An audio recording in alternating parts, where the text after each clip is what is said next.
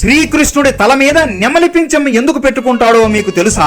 సీతారాములు వనవాసం చేస్తున్నప్పుడు ఒకరోజు సీతాదేవికి విపరీతమైన దాహం వేస్తుంది. శ్రీరాముడు చుట్టుప్రక్కల చూస్తూ నీళ్ల కోసం వెతుకుతాడు. కానీ ఎటు చూసినా కూడా ఆయనకి త్రాగునీరు దొరకదు. అలా చాలా సేపు అడవిలో వెతుకుతూ వెతుకుతూ అలసిపోతాడు. ఏం చేయాలో తెలియక రాముడు ధ్యానానికి కూర్చుని ఇలా జపం చేస్తాడు. ఓ అడవి దేవుళ్ళారా, దగ్గరలో ఎక్కడ నీళ్లు ఉన్నాయో అక్కడికి నాకు దారి చూపించండి అని వేడుకుంటాడు. అప్పుడు ఒక నెమలి అక్కడికి వచ్చి రాముడితో, నా వెనక రండి, ఈ పక్కనే ఒక పెద్ద జలాశయం ఉంది, నేను మీకు మార్గం చూపిస్తాను. కానీ ఈ మార్గం చాలా కష్టంగా ఉంటుంది. ఒక్కసారి కన్ను మూసినా కూడా నేను ఎటువైపు వెళ్తున్నానో మీకు కనుక్కోలేరు. అందుకే నేను ప్రతి 10 అడుగులకి ఒకసారి నా నెమలి ఈకను కింద వదులుతాను. మీరు దాన్ని చూస్తూ నా వెనకాలనే రండి అని చెబుతుంది. రాముడు సరే అని నమస్కరించి నెమలి వెనకాల నడుచుకుంటూ వెళతాడు. నెమలి తన ఈకలని మామూలుగా ఎవరి కోసం వదలదు.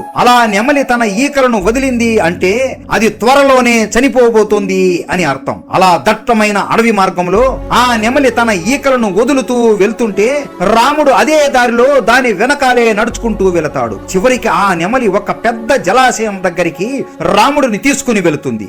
ఈకలు అన్ని వదిలివేయడంతో ఆ నెమలి రాముడి కళ్ళల్లోకి చూస్తూ అక్కడికక్కడే కుప్పకూలిపోతుంది. అప్పుడు శ్రీరాముడు బాధపడుతూ ఆ నెమలితో ఇలా అంటాడు, నువ్వు నా కోసం ప్రాణత్యాగం చేశావు కదా, నీ రుణం ఎప్పటికైనా తీర్చుకుంటాను అని మాట ఇస్తాడు. శ్రీరాముడు తన అవతారం చాలించి శ్రీకృష్ణుడిలాగా జన్మించినప్పుడు చిన్న పిల్లవాడిలాగా ఉన్నప్పుడు ఒక నెమలి ఈక కింద పడిపోవడం చూసి దానిని తల మీద పెట్టుకుంటాడు. అలా శ్రీరాముడిగా ఇచ్చిన మాటని శ్రీకృష్ణుడిగా తీర్చుకుంటాడు.